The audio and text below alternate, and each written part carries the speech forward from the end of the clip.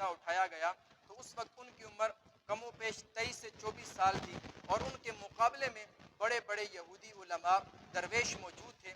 لہذا یہودی عام طور پر ایسے بڑے لوگوں کی باتیں مانتے تھے، اور اس نوجوان کی بات جو کہ حضرت عیسیٰ علیہ السلام، ان کی بات وہ انکار کر دیتے تھے. اور ان لوگوں کی بات، ان کے حضرت جو عیسیٰ علیہ السلام کے خلاف بڑے بڑے یہودی درویش کھڑے ہوئے، انہوں نے حضرت عیسیٰ علیہ السلام کے خلاف یہ فتویٰ دے دیا کہ یہ لوگوں کو گمراہ کر رہا ہے، لہذا اس کو قتل کر دیا جائے. آگے آتا ہے وَمُصَدِّقًا لِمَا بَيْنَ يَدَيَّ. حضرت عیسیٰ علیہ السلام یہ اعلان کیا کرتے تھے، لوگوں کے سامنے کھلم کھلا یہ بات بیان کیا کرتے تھے کہ تصدیق کرنے والا ہوں میں تمہارے پاس جو کتاب تورات موجود ہے اس کی. وَأُحِلَّ لَكُمْ بَعْضَ الَّذِي حُرِّمَ عَلَيْكُمْ. اور میں حلال کرنے کے لیے آیا ہوں ان چیزوں کو جن کو تم نے خود اپنی طرف سے حرام کر لیا تھا.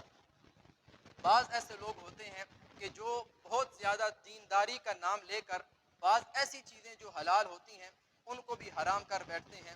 بعض ایسی چیزیں جو اللہ نے لوگوں کے لیے پیدا کی ہوتی ہیں وہ ان کے اندر بھی حد سے زیادہ سختی کرنے لگ جاتے ہیں، جو کہ دین کے اندر اللہ نے وہ سختی رکھی نہیں ہوتی، وہ شدت نہیں رکھی ہوتی، لیکن بعض دین کے نام لیوا ایسی چیزوں کو بھی حرام قرار دے دیتے ہیں. اسی طرح کا معاملہ یہودی علماء نے بھی کیا تھا. انہوں نے بہت سی ایسی چیزیں جو کہ حلال تھیں ان کو حرام کر دیا تھا. حضرت عیسیٰ علیہ السلام نے کہا کہ ان بڑے بڑے علماء نے جو جو چیزیں حرام کر رکھی ہیں میں اللہ کی طرف سے تمہارے پاس پیغمبر بنا کر بھیجا گیا ہوں تاکہ ان تمام حرام کردہ چیزوں کو حلال کر دوں، اور تمہارے لیے دین کے اندر جو انہوں نے سختی پیدا کر دی ہے اس کے اندر نرمی کروں. وَجِئْتُكُمْ بِآیَةٍ مِّن رَبِّكُمْ. اور میں تمہارے پاس تمہارے رب کی طرف سے بڑی بڑے معجزات اور نشانیاں لے کر آیا ہوں. فَاتَّقُوا اللَّهَ وَأَطِیعُونِ. بس تم اللہ سے ڈرو اور میری اطاعت کرو، میری فرما برداری کرو، اسی کے اندر تمہاری لیے کامیابی ہے. ان اللہ ربی و ربکم. بے شک اللہ میرا بھی رب ہے اور تمہارا رب بھی رب ہے. فاعبدوہ. تم اسی کی اطاعت کرو، اسی کی فرما برداری کرو، اسی کی عبادت کرو، اسی کے آگے سر جھکاؤ. ان بڑے بڑے علماء جو تمہیں دین کا نام لے کر دین سے دور کر رہے ہیں اور اللہ کا باغی بنا رہے ہیں، ان کی بات نہ مانو. ھذا صراط مستقیم. جو میں تمہارے سامنے بیان کر رہا ہوں یہی سیدھا راستہ ہے.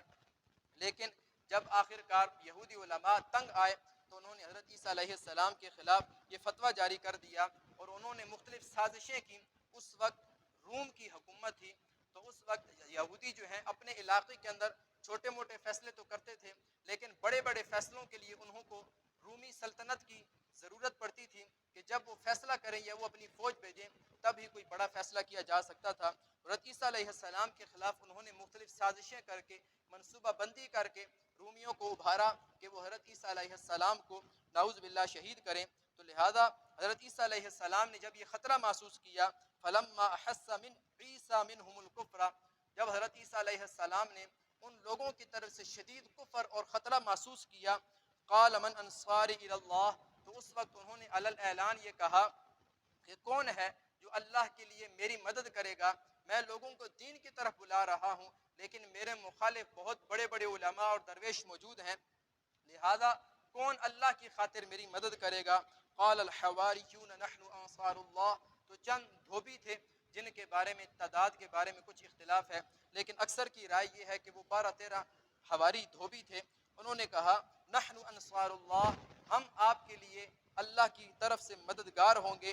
آمنا باللہ، ہم اللہ پر ایمان لاتے ہیں. وشہد بأننا مسلمون، اور آپ بھی اس بات پر گواہ ہو جائیں کہ ہم اسلام لانے والے ہیں، ہم مسلمان ہیں، ہم بھی مسلم ہیں. ربنا آمنا. پھر آگے ایک دعا نقل کی گئی ہے کہ اے ہمارے رب، آمنا بما انزلتا، جو تو نے نازل کیا ہم اس پر ایمان لائے. واتبعنا الرسول، اور ہم نے رسول کی اتباع کی. فاکتبنا مع الشاہدین، پس تو ہمیں گواہوں میں سے لکھ دے، ان لوگوں میں سے لکھ دے جو تیرے حق میں گواہی دیتے ہیں، جو لا الہ الا اللہ محمد الرسول اللہ، یا اس وقت عیسیٰ رسول اللہ تھے، تو اس طرح کی جو گواہی دیتے ہیں ہمیں بھی ایسی